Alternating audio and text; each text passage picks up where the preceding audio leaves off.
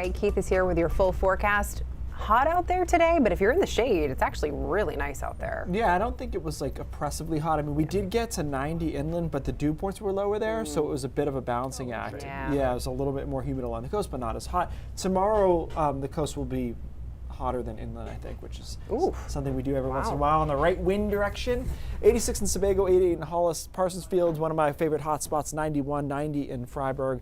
Conway, New Hampshire sitting at 91 as well. Along the coast it is cooler. Dew points are a little bit higher in the upper 70s right now. Bar Harbor sitting at 76, Bangor closer to 90 at 89 degrees. And notice those dew points clinging a bit to the coastline. Not that it's dry inland necessarily, but it's closer to 60. That's a big swing between 60 and 70 on the dew point scale. It makes a big difference. So the satellite looks good. We have a lot of clear skies. That's how the rest of this afternoon and into this evening will go. We'll likely see just enough onshore flow here to give us some fog, mid-coast and down East Maine. Question mark as to whether or not it will make it all the way into Portland, that fog. So we'll keep an eye on that, but definitely north of there. That's where we start tomorrow morning. We have to burn that fog off, but once we do, the winds are turning northwest. And that's a warm wind direction for the coastline, so that it gives us a chance to pop to 90 plus. The question really is how much on the plus side can we get into over the southern coast, especially from Wiscasset down to Portsmouth, New Hampshire. And there is a possibility that we could get as warm as 95 degrees if everything plays out just right. My sense is it'll probably come in a little bit lower than that, but either way it's hot, it's sticky.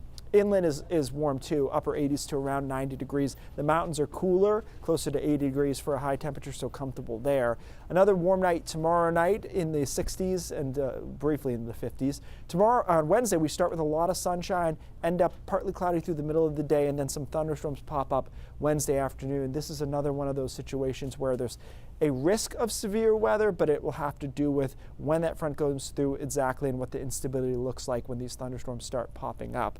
But we're likely to see those thunderstorms Wednesday afternoon, and then that front tries to go south on Thursday, Friday. I said tries to because the European model doesn't drive the front far enough south, and so along it, a low develops and gives us some showers into Thursday night and through the day on Friday.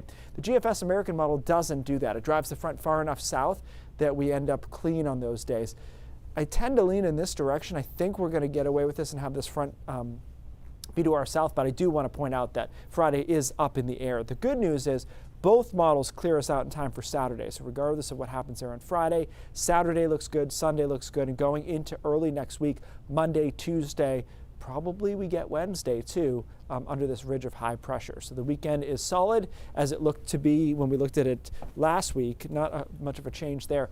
Probably not hot on Saturday, but upper 70s and then low to mid 80s on Sunday, which is really nice. That's where we were on this Saturday, and I have to say I was a huge fan. Like I like to be baked sometimes, but something about, I don't even know what our high ended up being Saturday, but let's say it was 83 or something like that.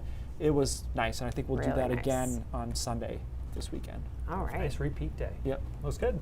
Thanks, Keith.